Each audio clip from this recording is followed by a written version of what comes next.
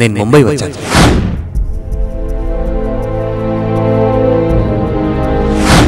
DG RK Naidu ఇంటి దగ్గరికి.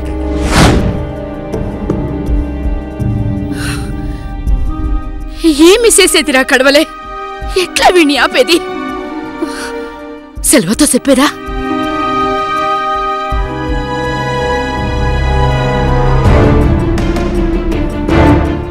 అదిగో అంటుండగానే వచ్చేశాడు.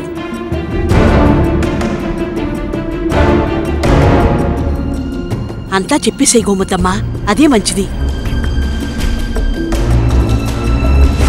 డాడ్కి చెప్పి బలవంతంగా నన్ను వెనక్కి రప్పించాలని ట్రై చేశారు.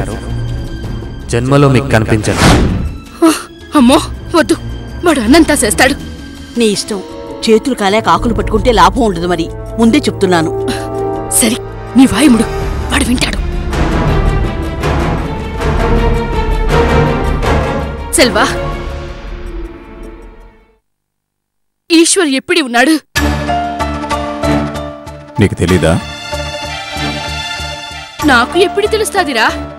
ఆఖరికి వాడికి ఫోన్ కూడా చెయ్యొద్దనినావు కదా. ఆహా, అయితే ఇన్ని రోజులు నువ్వు వాడిని కలవలేదు, కనీసం ఫోన్లో అయినా మాట్లాడలేదు. ఇది నేను నమ్మాలి. సరే, నమ్ముతాను. ఈశ్వర్ గోవా వెళ్ళాడు. గోవానా?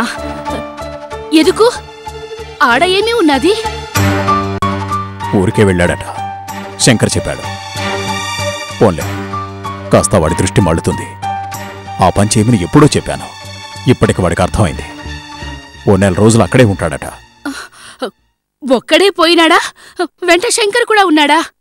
శంకర్కి ఇక్కడ పనులుంటాయి కదమ్మా, ఒక్కడే వెళ్ళాడు. అయ్యో, బిడ్డ ఒంటరిగా ఉన్నాడా? అయితే నేను కూడా పోతాను సెల్వా. ఎక్కడికి? గోవాకి. కాశీకి పోతూ పిల్లిని చంకనేసుకుని వెళ్ళినట్టుంటుంది నువ్వు వాడితో వెళ్తే. వాడు జరిగిందంతా మర్చిపోవడానికి వెళ్ళాడు. నువ్వు పక్కనుంటే ఇక అయినట్లే. వాడిని అలా ఉండని.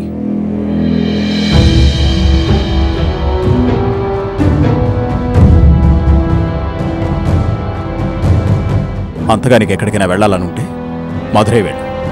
మీనాక్షమ్మ దర్శనం అవుతుంది, రజనీతో కొన్నాళ్ళు ఉన్నట్టు ఉంటుంది. ఎలా అయినా నెమ్మదిగా నచ్చచెప్పి తనని ఇంటికి తీసుకురా. ఏమంటావ్?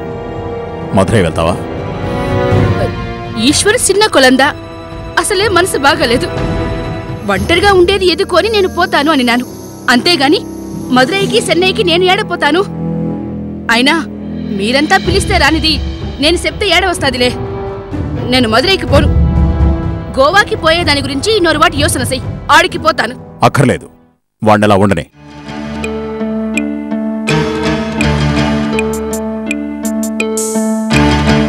మడయ్యా, వాడినట్లా ఉండనిస్తే కొంప అంటుకుంటాదిరా. అంటుకున్నాక నీళ్లు జల్లితే ఏం లాభం గోమతమ్మా? అందుకే అంటున్నాను, ముందే చెప్పు. ఈశ్వర్ బాబు ఏదో పుట్టిలాగులేసుకుని సముద్రం దగ్గర ఆడపిల్లలు చూడ్డానికి గోవా పోలేదు, మన కొంప అంటించడానికి ముంబై పోయాడు అని చెప్పు. అబ్బా, నువ్వు ఉండు మునియమ్మా, నన్ను కొంచెం యోచన చేసుకోనివ్వు.